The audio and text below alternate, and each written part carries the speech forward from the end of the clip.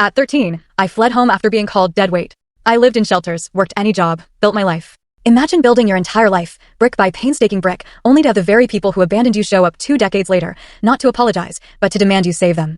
And then, the ultimate betrayal, finding out they'd secretly forged your name to secure their own future, leaving you on the hook for their failures. What would you do when your past, steeped in injustice, came back to haunt you, not with regret, but with a horrifying new lie? My name's Caleb Mercer, I'm 29, and the first real thing I ever owned was a beat-up blue duffel bag. I was 13 when I bought it from a thrift store, and I still remember the plastic smell, the way the zipper snagged, and how that strap bit into my shoulder as I walked out of a house that only called itself a home because it had a wreath on the door at Christmas. You know how people say memory softens the edges? Mine didn't. My edges stayed sharp, like the cold kitchen tile the night my parents told me I was nothing but dead weight. Those were their exact words. Flat. Clinical. A diagnosis. Dead weight. I can still see my father's mouth shaping them. My mother's eyes flicking to the clock like she had somewhere better to be. I didn't argue. I'd learned early that arguing in that house just got you more volume.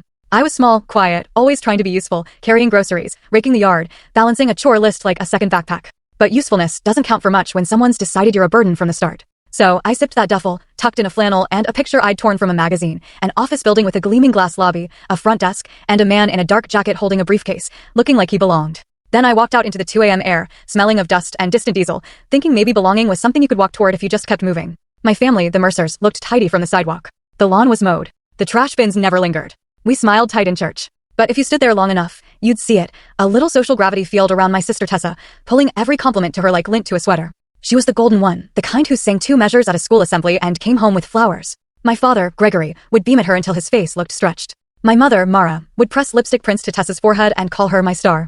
And I would stand in the kitchen doorway, holding a science project made of paper clips and corks, the dishwasher humming, thinking maybe stars were just dots people agreed to point at. I wasn't bad. I wasn't brilliant. I took out the trash without being told. I kept my room neat. I read library books until the words blurred. But in our house, being harmless was the same as being in the way. If a glass got knocked, it was because I didn't move fast enough. Electric bill high?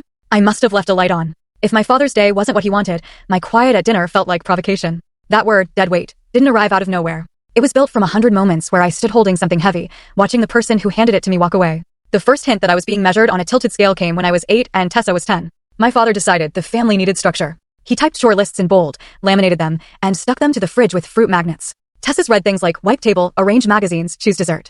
Mine read like a maintenance manual, sweep garage, clean baseboards, rake, wash car, carry firewood, move boxes and attic.